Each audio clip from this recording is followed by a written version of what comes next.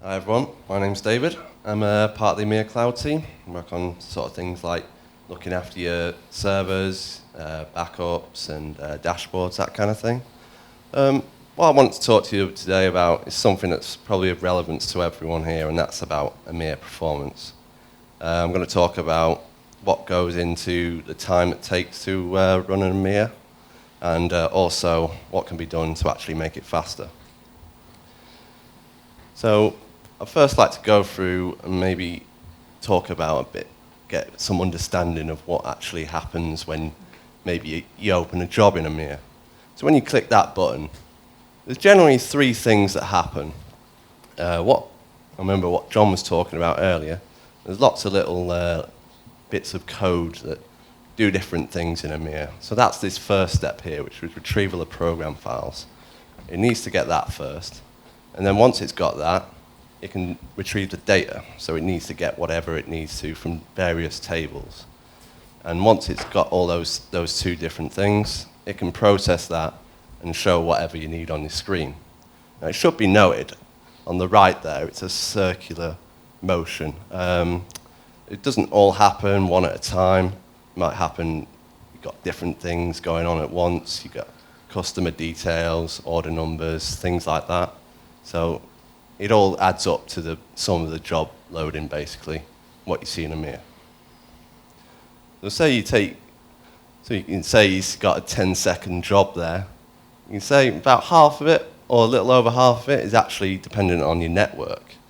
So that's stuff like your network card, the speed of your network, the little cables going off to whatever sort of setup you got.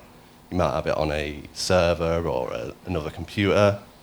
And then you've got about a little less than half of it, what we consider being processed on the server or on your local PC. So you can see there, you might have a job that takes about 8 seconds on a 1 gigabit line, which is generally what we recommend running EMiR on.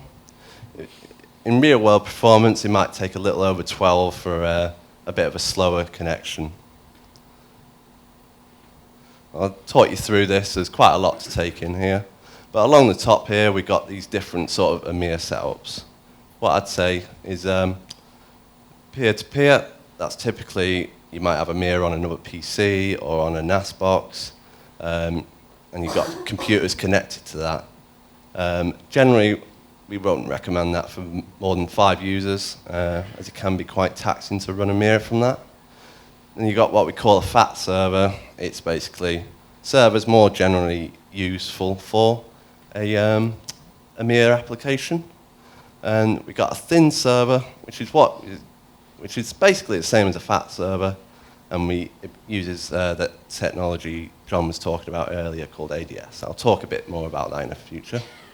We've got EMiR-Cloud, which is basically our solution we provide. It's basically a server you can log into.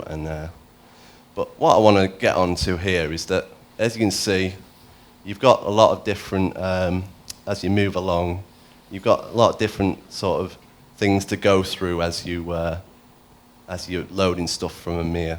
So you see on the peer-to-peer, you've got the local PC, you've got the NAS drive, cabling hub, stuff like that. And as you move along, you start to remove some of those factors. And what you'll see later on, it does actually make quite a significant difference. So I'll talk about this ADS that John was talking about earlier. Basically what it does is, when you're retrieving the data parts of EMiR, typically without ADS, it has to give you that data to each person on the network. What ADS will do, it will have one copy of a table, and it'll just manage all the requests between users. So you see there, you've got different copies of these tables open.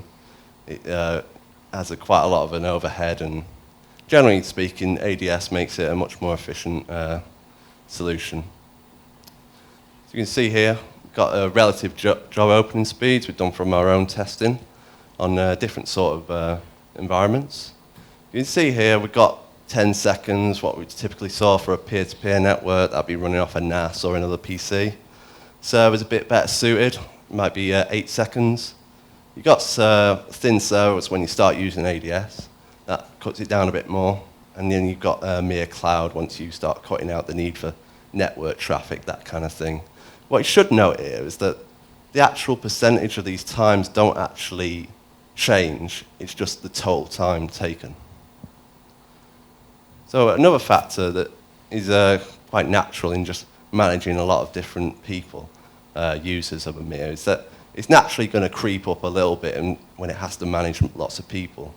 For what we see here, peer-to-peer, so you typically see it quite jumps up pretty rapidly, but if you move through these different, more improved setups, the curve is actually, it takes less and less performance degradation.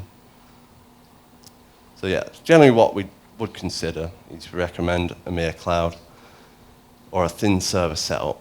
Because if you use ADS, it makes EMiR a much more efficient solution. So they do cope with more users, more requests and stuff like that. You're cutting out a lot of the network need for a network. You're cutting out a lot of the processing that needs to be done in different locations. So yeah, generally what we would recommend, I want to talk a few more things about EMiR-Cloud other than just performance.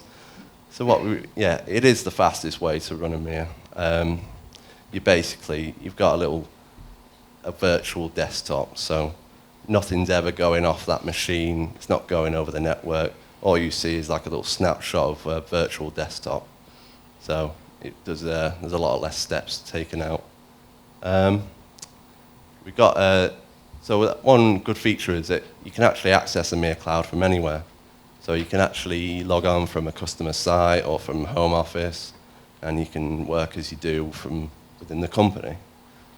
We've got a dedicated support team for both first line, second line, third line with our partner Zydash.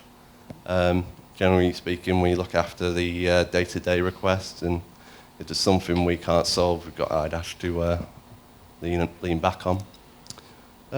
We've got a remote backup, 90 days, does the whole server. We've got a couple of guys in the office to check it daily, making sure it's all running okay. So yeah, it's suitable for all company sizes, and we've got people down to about 4 users, up to about 100 really. It's very scalable, you can add resources as you need and things like that. And yeah, it's always kept up to date. Security is quite a big concern with cloud if it's accessible from anywhere. So generally speaking, we're pretty up to date with a lot of these updates and keep your software safe and secure. So there's a few cloud services customers here.